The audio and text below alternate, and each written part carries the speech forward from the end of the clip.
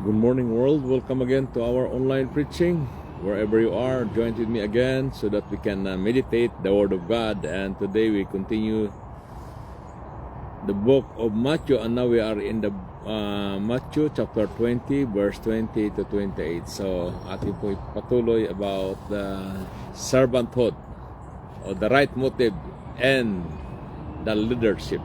Kaya po napakahalaga na malaman natin ito sa sinumang nagnanais maglingkod sa Panginoon. Gusto ng Lord na lahat tayo ay naglilingkod, pero napakahalaga po yung ating tamang motibo sa paglilingkod, sapagkat kung mali ang ating motibo, mga kapatid, ay hindi tayo magtatagal sa tinatawag na gawain ng Panginoon. Amen? So, nais ko pong basahin ang salita ng Diyos na makita natin sa Matthew chapter 20, verse 20 to 28. At ito po ang sinasabi. Then the mother of Zebedee's son came to Jesus with her sons. She bowed down in front of him to ask him for a favor. He asked her, "What do you want?" She told him, "Promise that in your kingdom these two sons of mine will sit on your right and on your left." Jesus replied, "You don't realize what you're asking. Can you drink from the cup that I'm going to drink from?" Baga, ibig sabihin ay kaya nila bang harapin ang kahirapan na aking mararanasan? Kaya ba nila yun? No? He told them, "We can." Sabi po ng dalawa, si James and John. Verse 23, He told them, "You will indeed drink from my cup, but it is not up to me to grant you a seat at my right hand or at my left. These positions have already been prepared for others by my Father." Verse 24, When the 10 heard this, they became furious with two brothers. Nang marinig daw po ito ng 10 alagad din ay, kumbaga parang nainis sila, no? Kasi ito may hangarin din na gustong umupo sa kaliwa at sa kanan marahil, no? At ang sabi ng Word of God, But Jesus called the disciple and said, "You know that the rulers of the unbelievers lord it over them, and their superiors act like tyrant over them." Verse 26, That's not the way it should be among you. Instead, whoever wants to be great among you must be your servant. Kaya kung nais nyo na maging dakila kayo, sabi niya, ay dapat kayo magiging alipin, no? Magiging tagapaglingkod, hindi yung kayo ang pinaglilingkuran. Kaya sabi ng Word of God sa verse 7, "And whoever wants to be first among you must be your slave." Verse 28, That's the way it is with the Son of Man. He did not come to be served, but to serve, and to give His life as a ransom for many people. Purihin po ang pagkabasa ng kanyang banal na salita ng ating Panginoon. Amen. Ating talakayan ngayon ay the right motive in the leadership. O pagiging leaders, mga kapatid. Hindi po madali ang pagiging leaders, no? Sa sanlibutan po ay sabi nga doon, pag ikaw po ay nasa posisyon, lalo malapit ng eleksyon, ay talagang ikaw yung kinikiyala, lahat ng pabor ay sa iyo. Yan po ang tinatawag na Gentile rule, o tinatawag na paraan dito sa sanlibutan. Kaya itong si Salome, alam niyo Salome, nanay ni James and John, ito raw po ayon ay sa background ay magkamag-anak din sila ni Mary na nanay ni Jesus. Kaya kumbaga, siyempre magkamag-anak, malakas ito dahil kamag-anak niya. Kumbaga, magpinsan itong si James, John at Jesus Christ. Kaya po ang response po ng ating Panginoon ay nagpapakita po na iba yung style ng Panginoon, tinatawag na servant. Kung ikaw ay servant leaders, no? Kaya po ang ating Panginoon Kristo ay nagbigay po siya ng mga suggestion. If you want to be great in God's kingdom, sabi, you must be a servant of all. Okay? Hindi ito kagaya ng iniisip sa sanlibutan ngayon, mga kapatid. Pag ikaw ay leader, talaga ikaw ay tinitingala, kinahatakutan. Kumbaga lahat ng command ay nasa iyo. Ano po ba ito? No? Ang suggestion ng Panginoon. At makita po natin dito yung tinatawag na the false motive in the leadership. Noong iba kasi yung false motive ay to enjoy the power. Tinatawag na false ambition of power. Si James and John po ay interesado sila sa tinatawag na posisyon, no? Honor and glory. Not only for the purpose of serving, but because of position and recognition in their mind. Yun po ang nasa isip nila. Hindi lamang sila maglingkod, kundi gusto nila yung tinatawag na posisyon. Yung kikilanlin balang araw. Sipin mo yung kahilingan ng kanyang nanay na pwede po ba na kung sa kayong kaharian na ang aking anak ay doon sa kaliwa at sa kanan mo? Diba? Posisyon ang nasa isip niya. Kaya ano po mga kapatid, yung tinatawag na false motive in the leadership, yung tinatawag na desire to influence and control others. Ibig sabihin tinatawag na false ambition, yung misuse of influence and power mga kapatid. Kagaya ni James and John. Kailang talagang maaring sa udyok ng dalawang mga kapatid nito na sabihin mo sa kanya. Kasi nanay ba naman ang nag-request at ito pa ay kumbaga sa atin parang pamangkin niya na rin. No? Okay, si Jesus Christ kasi magkamag-anak si Salome na nanay ni James and John at itong si Mary. Kaya ang laking influence ito mga kapatid sa tinatawag na leadership. To exercise the power over other, to influence others. No? Yan ang purpose nila mga kapatid. Kaya po, minsan, ito yung mga false motive sa tinatawag na leadership. Kagaya po ngayon malapit na eleksyon. Wala pa nga eleksyon ay nagpapataya na. Bakit? Because they want influence. They want power. Ano pa? They want to have privileges. Okay, siyempre kung ikaw ay nasa leadership, yung privileges ay nasa iyo. Yan ang tinatawag na Gentile kind of leadership o tinatawag na pamumuno dito sa sanlibutan. Yung tinatawag na false ambition because of pride mga kapatid. Naisipin mo, bibigyan ka ng tinatawag na more power, more influence, magiging well-known ka. At siyempre, ano pa yung mga false motive sa tinatawag na leadership na gusto nito ay yung tinatawag na to achieve personal fulfillment. Okay, di ba? Kumbaga, naabot mo na yung gusto mo. Okay? Kaya po mga kapatid, di ko sinabing masama ang tinatawag na sa leadership. Mayroon tinatawag na healthy ambition at mayroon yung tinatawag na bad ambition. Ang tinatawag na good ambition, ito yung tinatawag na you give purpose, meaning and significance, no? Na ikaw ay makatulong doon sa iba, mga kapatid. Walang masama doon sa tinatawag na ikaw ay maglingkod at gamitin ng Panginoon, no? Pero napakahalaga itong tinatawag na pag nandiyan kayong responsibilidad, hindi po madali, mga kapatid. Okay, yung authority na binigay sa iyo, kailangan alam mo paano gamitin ito. At itong leaders po ay napakahalaga kahit saan. Maging sa tahanan ay napakahalaga. May leader sa bahay, di ba? Maging sa eskwelahan, napakahalaga ang leaders. Maging sa government natin, napakahalaga ang leaders. Sino mga ngasiwa without the leaders? Ang mahalaga dyan, kaso nga lang, kakaiba yung style ng leadership dito sa sanlibutan at dito sa itinuturo ng ating Panginoong Hesukristo. We are to seek to serve people, not to seek to rule people. Yun pong napakahalaga. Kaya nga po ang ating ambisyon ay hindi magiging lord over sa kanila, no? Nagawin nating alipin ng mga tao, kundi ang ating purpose po mga kapatid is to serve others. Yun po yung tinatawag na false motive sa tinatawag na leadership, no? Kung dahil lamang dyan, ay nandiyan ka, ay napakahirap mga kapatid.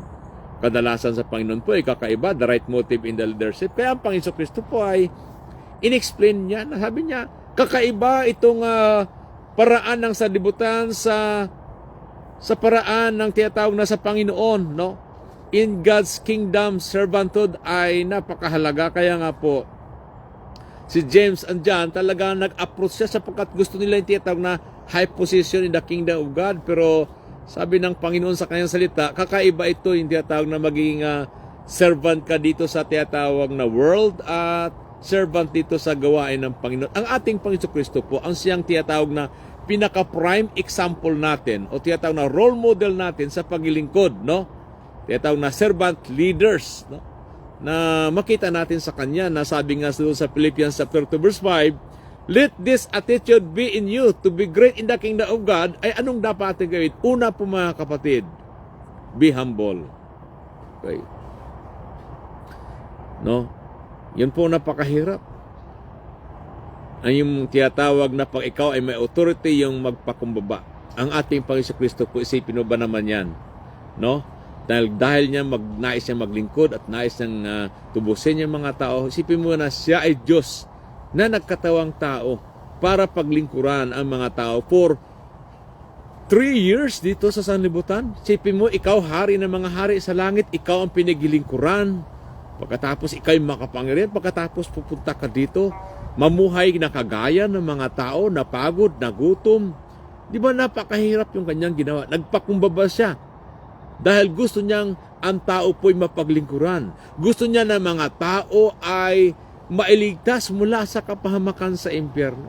Yun po ang kanyang motibo, mga kapatid. Hindi siya naparito upang igalang siya ng mga tao. Actually, pagpunta nga dito, hindi siya iginagalang. Diba? Inaalipusta pa nga siya. Hinahamak siya. Diba?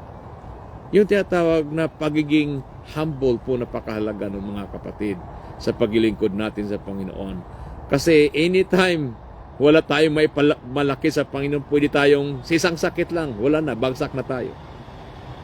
Mayroong mga tao sa Biblia na sila po ay naging mapagmataas.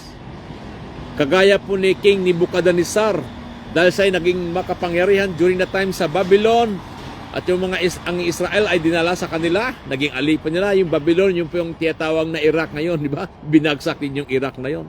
Dahil po sa kanyang pagiging mapagmataas, pinarusahan siya ng Panginoon. Okay? Parang nasiraan siya ng ulo, mga kapatid. Nanirahan siya sa mga kabundukan. Humaba yung kanyang mga kuko, humaba ang kanyang mga buhok, ang kanyang mga balbas. Pero nung natuto siya na magpakumaba, ibinalik ulit siya ng Panginoon sa kanyang katungkulan. May mga ganyang bagay, mga kapatid. Yes. No, napakahirap.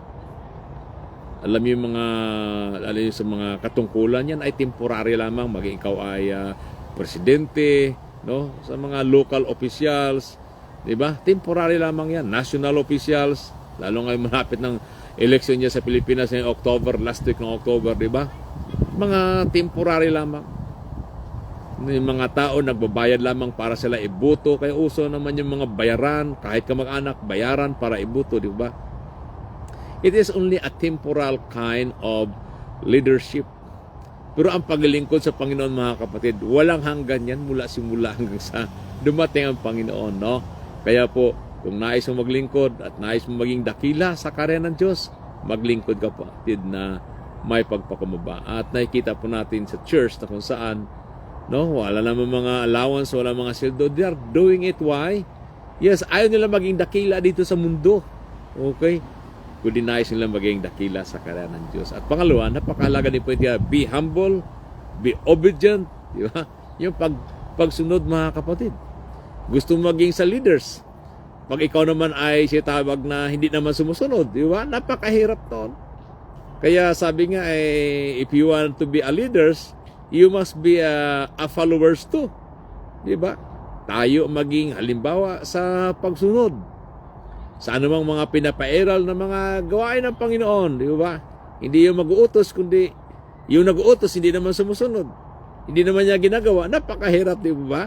Kaya napakahalaga itong tiyatawag na pagsunod. Kaya sabi nga ng Panginoon, obedience is better than sacrifice. Kahit anong mga sakripisyo natin, anong ibinibigay natin sa Panginoon, kung tayo mismo ay hindi sumusunod sa Panginoon, baliwala din.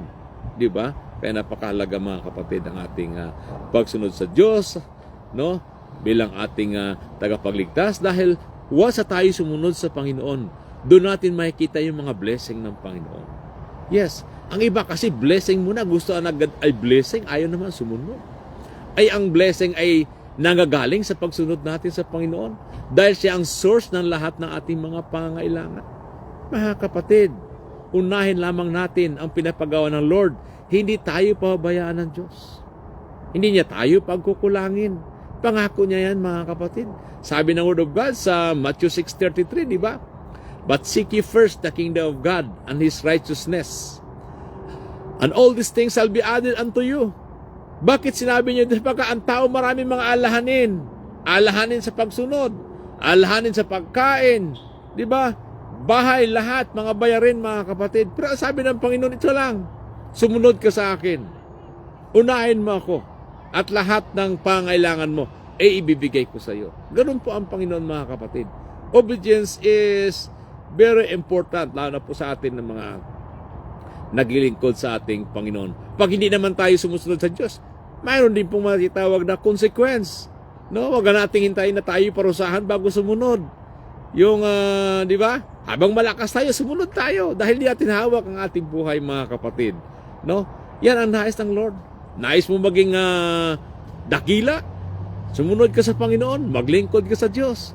Wala ka mga titulo, hindi ka man kinikilala. Ang mahalaga, mga kapatid, kilala ka ng Diyos. Di ba? Kaysa naman na kilala ka sa buong sanlibutan, hindi ka naman kilala ng Diyos. What's the use? Ang ating buhay sa sanlibutan ito ay mapalad tayo kung umabot tayo ng 70. At medyo kung maingat tayo ay aabot ng 80, di po ba? Pero hanggang doon lang. Samantalang ang ibinibigay ng Panginoon na buhay sa atin ay buhay na walang hanggan doon sa langit na kasama natin ng Diyos. At doon na natin makakamtan itong tinatawag na gantimpala. Kaya nga sabi ng Word of God, sa 1 Corinthians 15:58, your labor in the Lord is not in vain. Ano man pong ating pinaghirapan, ano man pong ating ginagawa para sa Panginoon, hindi po masayang yan. Nakarecord po sa aklat ng buhay yan. Kaya magpakatapat lamang tayo, sabi nga ng Word of God doon sa Revelation, na yung gantimpala ay nasa aking kamay na. Diba? Ako'y malapit na dumating. Sipin mo yung mga kapatid. At nakikita po natin ngayon yung mga nangyari ngayon ng mga kaguluhan, kagaya po sa Israel, diba? Kalaban ng mga Hamas na yun ng mga terorist sa Palestine. Sipin mo yung mga kapatid, isa yan sa mga hula marahil, no? Kaya yung mga kapwa nila ng mga Muslim ay nagsama-sama at gusto nilang labanan ng Israel. Ano po ang mangyayari niya, mga kapatid? Di po ba? Nagkapakita na tayo rin po, mga kapatid, maaring sa kanila yung kaguluhan, pero sabi ng Panginoon ay dapat rin po tayo maganda dahil bago dumating itong matinding kahirapan ay kukunin muna ng Panginoon yung mga taong nagilingkod sa Kanya. Anytime. Walang abiso yon.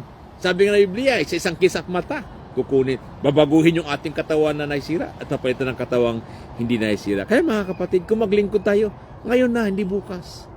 Yes. At asahan natin na ang Panginoon tayo pabayaan. Ano ba po? Be humble, be obedient, be a servant. Magiging, sabi nga magiging tagapaglingkod o maging alipin. Yung alipin, matindi yun, di ba? Nung unang panahon, pag tinatawag ka na alipin, parang wala kang karapatan sa sarili mo. Kumbaga, ikaw ay pag-ari, binili ka. Kaya kagaya po sa Great Britain, US o Canada, nung unang panahon po ay mga itim na yan, mga alipin yan sila Binibili yan sila. No? Binibili kaya nung panahon ng isang presidente, si Abraham Lincoln, ay inano niya na lahat ng tao ay pantay-pantay. No? Lahat ng tao ay pantay-pantay. Yun po yun na nagkaroon ng karapatan ng mga itim. No? Pero ganun pa rin, mayroon tinatawag na racism. Di ba? Kaya yung mga itim, hindi mo rin masisi sila kung bakit ganun sila katapang kasi ang tingin sa kanila, slave sila alipin sila Kumbaga, makita mo parang kakaiba nga talaga, di ba? Kung sa sarili natin kaisipan nga naman, samantalang itong mga puti, alam ba, mga Amerikano, Canadian, o yung mga tinatawag European, mga Pilipino, ay ang buhok natin, di ba? Okay lang ang kulay natin, ang buhok natin. Sa kanila talagang maitim na nga at talagang kulot yung ano nila. Di ba? Pero salamat sa Diyos. No? Sila'y binigyan ng karapatan ng hagaya ng bawat isa sa atin, mga kapatid. Lahat po tayo, mga kapatid, walang mataas sa harapan ng Diyos. Lahat po tayo. Kung gusto mo maging mataas, maging dakila sa harapan ng Diyos, ay maglingkod po tayo sa Panginoon. Yun po yun. Sabi nga doon serve others in the kingdom of God. Kung nais mo maging dakila, ay maglingkod ka sa Panginoon. Kung nais mo maging first, sabi ng Panginoon, okay? Sabi nga, hindi lang mo yan, be willing to sacrifice. Di ba? Kung nais mo maging dakila, be willing to sacrifice, kagaya po ng sakripisyo na ginawa ng ating Panginoon. Ito po ipinakita niya, yung tinatawag na supreme acts ng tinatawag na sakripisyo ng Panginoon sa pamamagitan ng pagpunta niya dito sa lupa. The coming of Christ here on earth. Nasabi na Word of God sa Luke chapter 19 verse 10, na parito ang anak ng tao upang hanapin at iligtas ang mga nawala. Yun po ang dahilan kung naparito. Bakit naparito ang ating Panginoon? Namuhay siya na kagaya natin.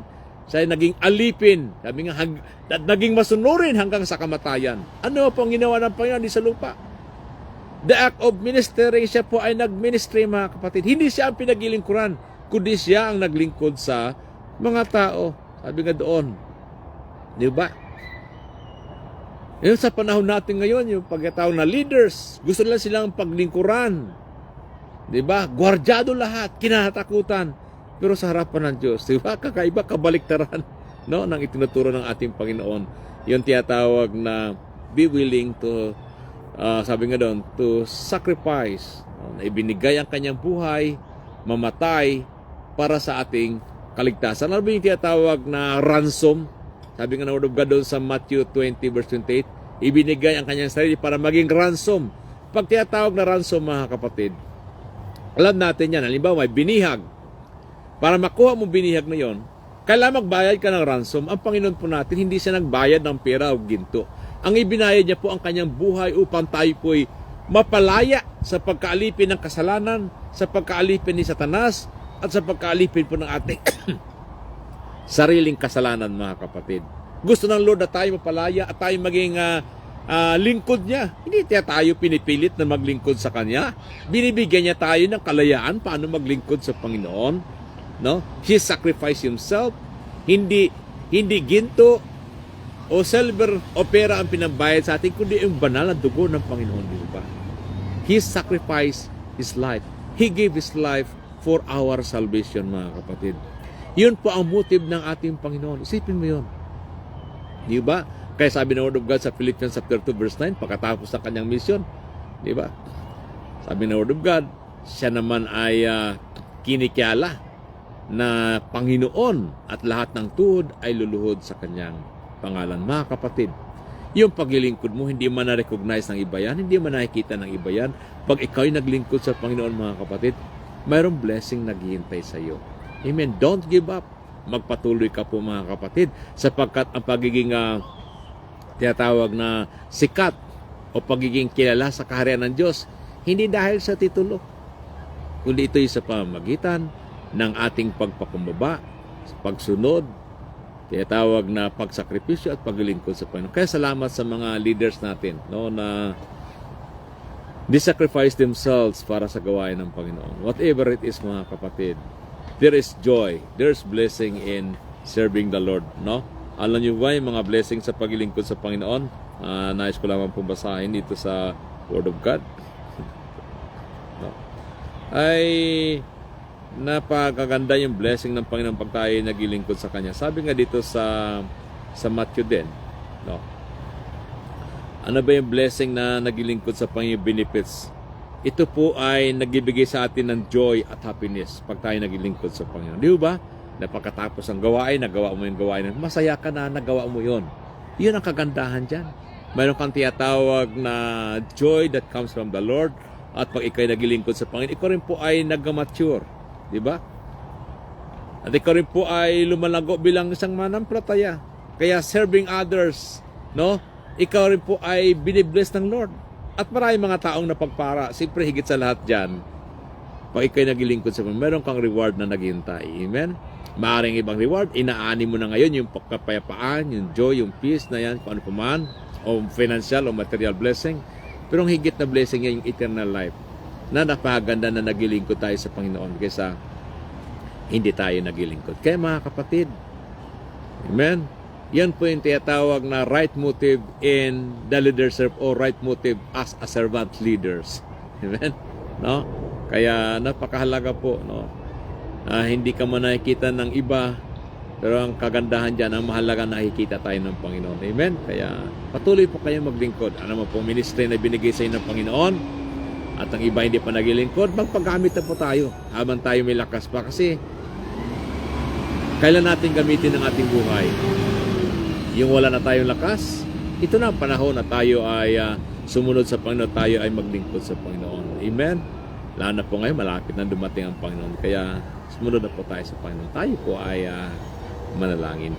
Dakila na pagpalang Diyos, salamat po Lord sa mga paalala mo sa amin kung paano kami Panginoon at magkaroon ng tamang motibo sa aming paglilingkod sa iyo, Panginoon. Lord, i-bless mo po ang mga anak mo na kasama namin ngayon sa online nito, O Diyos, na nag-aaral na yung salita at mapapaalahanan kami, Panginoon, na anumang mga sakripisyo ano man mga ginagawa ng iyong anak, Panginoon Lord, alam namin na ikaw rin po ang magpala sa kanila sa tamang panahon, O God. Yes, O God, kayo Lord, ang dalangin namin, palakasin at patagin.